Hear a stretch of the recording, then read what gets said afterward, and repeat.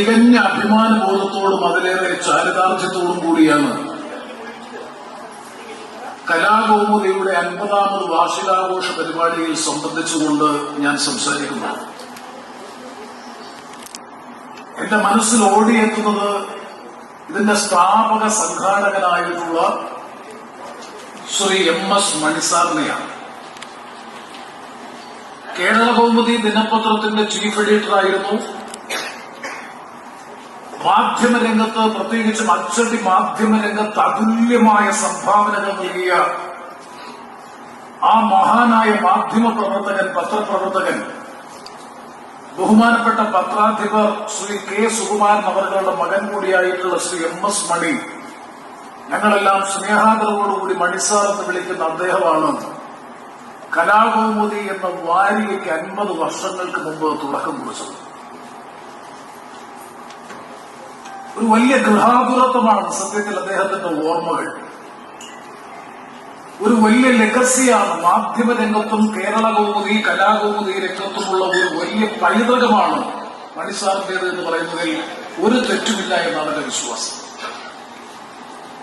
ഞാൻ വിദ്യാർത്ഥി രാഷ്ട്രീയ പ്രവർത്തനവുമായി ബന്ധപ്പെട്ട്, യുവജന സംഘടനാ പ്രവർത്തനവുമായി ബന്ധപ്പെട്ട് തിരുവനന്തപുരം കേന്ദ്രീകരിച്ച് പ്രവർത്തിച്ചിരുന്ന കാലയളവിൽ ഒരു രക്ഷകർത്തൃ മനോഭാവത്തോടുകൂടി, ആ രക്ഷകർത്തൃ സ്നേഹവാത്സല്യത്തോടുകൂടി ഞങ്ങളെയൊക്കെ പ്രോത്സാഹിപ്പിക്കുകയും സഹായിക്കുകയും ഒക്കെ ചെയ്ത ഒരു മുതിർന്ന സാമൂഹ്യ പ്രവർത്തകൻ എന്ന നിലയിൽ കേരള കൗമുദി കുടുംബം, അല്ലെങ്കിൽ പിന്നീട് അത് കലാകൗമുദി കുടുംബമായി രൂപാന്തരപ്പെട്ട ആ കുടുംബത്തിന്റെ കാരണസ്ഥാനത്തു നിന്നുകൊണ്ട് ഞങ്ങളെയൊക്കെ സഹായിച്ച അദ്ദേഹത്തിന്റെ ദീപ്തമായ ഓർമ്മകൾക്ക് മുമ്പിൽ തികഞ്ഞ ആദരവോടുകൂടി, തികഞ്ഞ ബഹുമാനത്തോടുകൂടി ഞാൻ എന്റെ സ്മരണാഞ്ജലി അർപ്പിക്കുകയാണ്.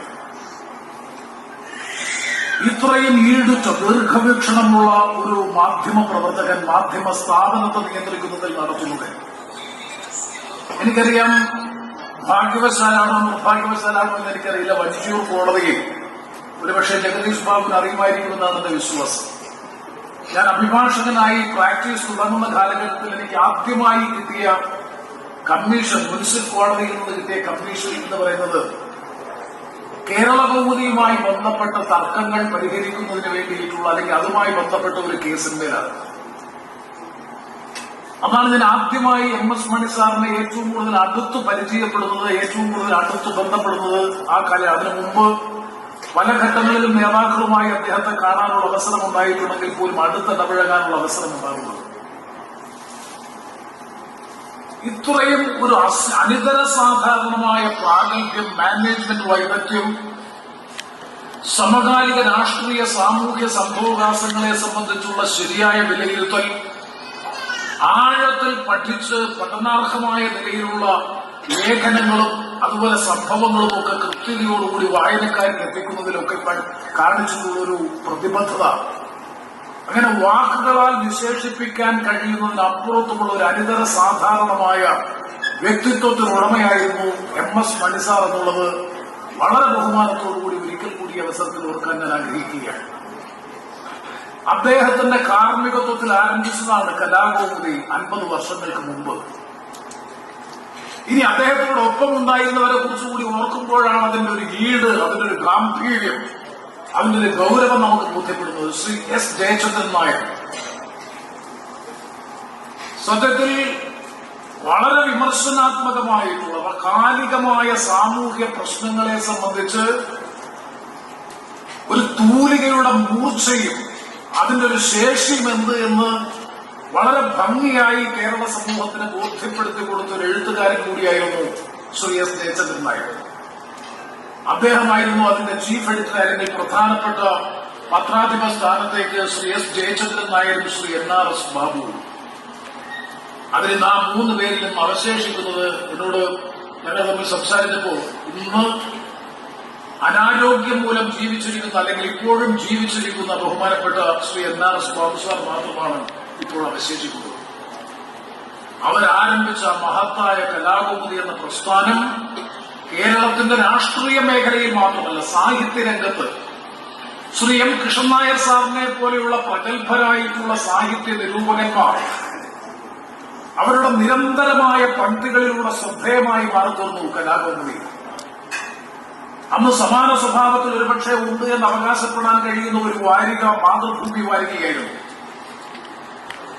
വലിയ മത്സരമായി, സത്യത്തിൽ ഒരു മത്സര മനോഭാവത്തോടുകൂടി കലാകൗമുദി കേവലം സാഹിത്യ സാംസ്കാരിക സംഭവവികാസങ്ങൾക്കൊപ്പം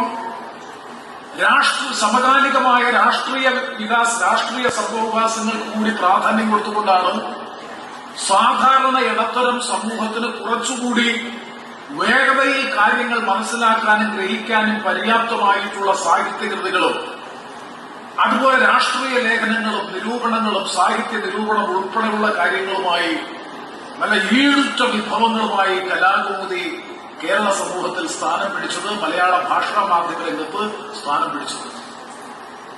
ഇവിടെ എല്ലാവരും സൂചിപ്പിച്ചത്, ഈ നോട്ടീസിൽ പറഞ്ഞിട്ടുള്ളതുപോലെ കേരളീയ സമൂഹത്തിന്റെ ബൗദ്ധികമായ വളർച്ചയിൽ, ഞാൻ അടിവരയിട്ട ആ വാക്ക് പറയുന്ന നോട്ടീസ് ആര് തയ്യാറാക്കിയാലും, കേരളീയ സമൂഹത്തിന്റെ ബൗദ്ധിക വളർച്ചയിൽ നിസ്തുലമായ സംഭാവന നൽകിയ ഒരു വാരികയാണ് കലാകൗമുദി വാരികയെന്ന് അതിന്റെ നിരന്തരം വരിക്കാരനും വായനക്കാരനുമായി ദീർഘകാലം അത് ആസ്വദിക്കാനും അനുഭവിക്കാനും ആ അറിവിന്റെ സ്വാധീനം ആർജിക്കാനും കഴിഞ്ഞ ഒരു വായനക്കാരൻ എന്ന നിലയിൽ തികഞ്ഞ അഭിമാനബോധത്തോടുകൂടി ഞാൻ സാക്ഷ്യപ്പെടുത്തുന്നു.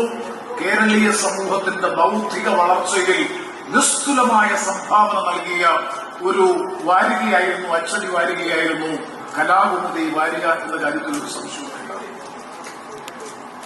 നമുക്കറിയാം, ഇന്നത്തെ കാലങ്ങളെന്ന് പറയാതിരിക്കാൻ നിവർത്തിയില്ല.